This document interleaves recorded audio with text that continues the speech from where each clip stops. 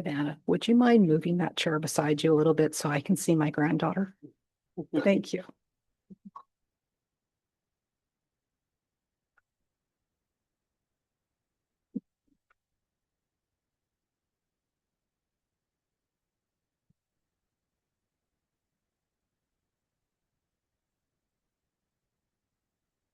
I promised myself this time a year ago. I was so nervous.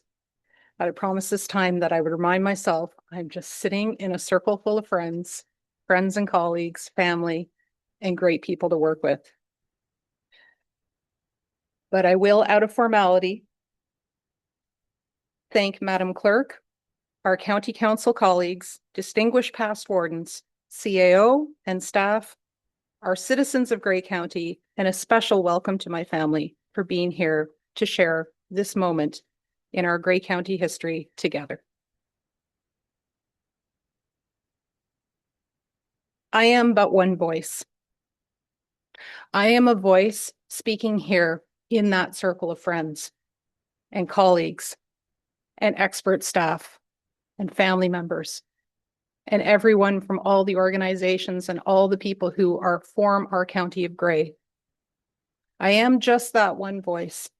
I am humbled by the words that you have plucked from my resume, which I did not share terribly willingly, but offered because I can only do those things when there is the support of these 18 voices that are sitting around this horseshoe. It is all of us. If I am successful here locally, federally, regionally, provincially, it is because people are listening, because they know that I am speaking on behalf of our entire county and each and every one of you and the contributions you make to elevate that voice.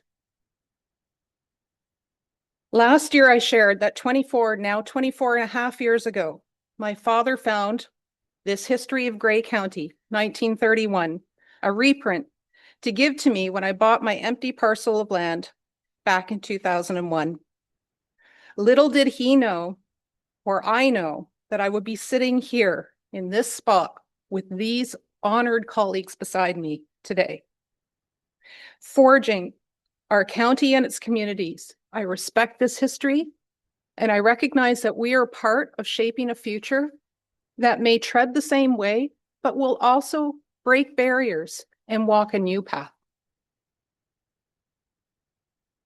There are three things that I think about when I think about sitting here with all of you. The first is that we are stronger together locally. We represent 109,000 people, including members of our own home communities. We share in the stewardship of thousands of square kilometers of lands and waters within our county. I have delighted in this past year visiting all 9 municipalities and meeting with you as your mayors and deputy mayors of your community, attending events, meeting members of your community. Each municipality has its uniqueness in its celebrations and challenges and opportunities. At the county table, I do not hear competition when we discuss the present and future of our county and the decisions that weigh heavily upon each and every one of our shoulders. Even after spirited debate, I hear unison in a collective of heads and hearts moving forward with delivering services to our residents and sharing in the stewardship of our lands and waters. Making sound choices for both the present and our future. My personal guiding principle since 2018, since being first elected, is to create a home and a community for all ages and stages of life. And here, I hear it and see it in the thoughtfulness of each decision made at this table together. Secondly, we are committed partners with our neighbors beyond our county boundaries.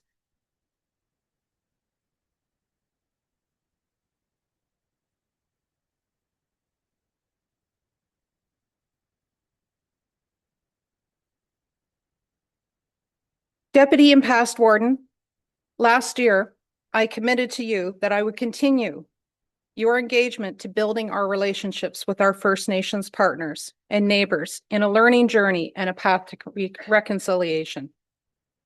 So yes, thanking the words of my nominators, you've heard some of the activities that I've been doing. This year, I met with Chief Ritchie of the Chippewas of Saugeen, the former Chief Najuan of the Chippewas of Nawash, and Acting Chief Jessica Keesh Martin, as well as meeting for the first time Chief Hill of the Six Nations Grand River Haudenosaunee. And at our meaningful September 30th gathering at Grey Roots Museum was the start of a friendship with Miptoon and Robin, and a chance to see Lenore again. And now, for the first time, after practicing, I am now able to introduce myself in Anishinaabe-Moan. It is a pathway that will take a lifetime, but I owe all of you gratitude for inviting me to take this role and to build our county relations with our First Nations neighbors, with whom we share stewardship of this land and these waters. And so now, in addition to that history of Grey, which I hold very close to my heart, because it came from my father and because it comes from all of our communities and the shared history that we have, I've added to it. I have to show you this. I went to the First Nations, the Indigenous market just recently at the Friendship Center, the Miwikwiton Friendship Center, and this owl spoke to me. This owl is made of sumac, which harkens back to the days that I grew up with a little cottage with our family. And I spoke to the artist who made it up at Nawash about the time he takes to select the sumac, dry it out carefully, and carve it. So he had an array of these animals, and this one particular owl spoke to me. I think it is the wisdom of the owl that I like to think guides us. I know collectively owls are known as a parliament, so I think of us when I think of this owl. But this is a piece of Nawash that comes to us as neighbors to our county. And I hold it with as much as I do with this book, that this is the guiding moment. These are the kinds of thoughts that will take us forward into how we build our relations together.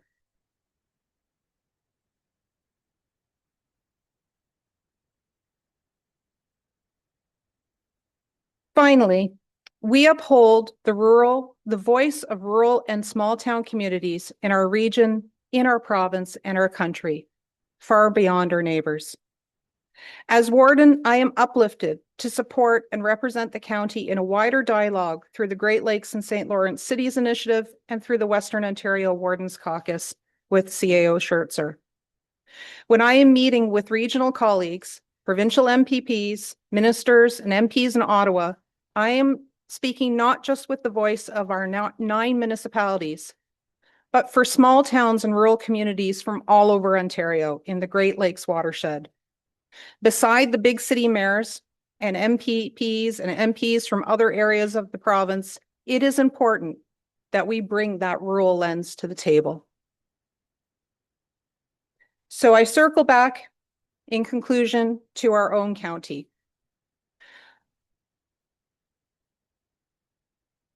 I want to take a moment to acknowledge with deep respect the past wardens that are present here today. I thank you for welcoming me into the fold, offering advice, and for the work that you have done to create a great Grey County for us to continue building. And to my county colleagues here in the Horseshoe and our staff alongside, I thank you for the common vision that we share. And to Councillor Bourdignon, you have demonstrated your support for me in this role by stepping up back home, being a friend and a colleague, a sound person to talk to. Thank you for your continued help in staying dedicated to both our Blue Mountains and our county communities. And I recognize tonight my home community is also represented by, I see our CAO and our clerk right there too.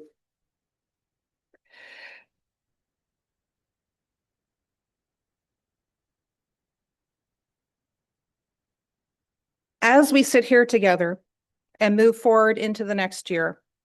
I believe we uphold what John Ilkington calls the 3 Ps. A sustainable effort to make sure that we are looking after our people, our planet, and our prosperity. He wrote that decades ago, urging corporations and businesses to make every decision count in all 3 of those pillars of sustainability. But just because it was born out of a phrase and born out of a movement that came from the profit sector doesn't mean that we don't live by those same standards. As we do our work here at the county, we consider that lens each and every time. For example, we provide housing to those in need, and not just temporary, but help them towards a pathway to find permanent housing for themselves and for their families. That's social sustainability.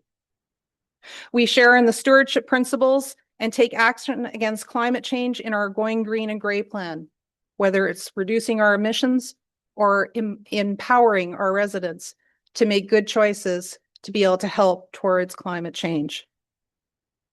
That's environmental sustainability. And we carefully weigh the financial needs of the present years with reserves and asset management of the future to take care of what we have now, but also think about what we are going to pass on to our future councils and our future generations, like my grandchildren here. I thank you for truly embracing the environmental, social, and economic needs of our county and what our generations, 7 generations from now, will need. So tonight, there is one more thank you. I am wearing again what I wore last year and what I wore when I became mayor back in 2022, the pearls of my great-grandmother. And I described her story last year, along with the earrings from my grandmother on my other side. They were both born in a time when women could not vote. And tonight, here I am, bringing their legacy with me of hard work and endurance. What they did, the generations, what they did before, the female past wardens that we have here in the room, they all took steps ahead of me. I am only adding to that journey, and I will leave the pathway for those of the future. So in this last year, I said the decision to accept the nomination to warden is a family decision. It's a family commitment. Whether those who have helped me in the past or my mother who is still here, my husband, my children, my daughter and my son and their families and my grandchildren, they are all here to remind us of what we do each and every day. We get up in the morning and we think, how can we make this world a better place? How can we make this county a better place for the next people who come after us? And we're thinking about that generation, and we're thinking about that one that's sitting right there. So thank you to all of you. I could not do this job without you. I am grateful. Thank you. Merci beaucoup. Miigwech.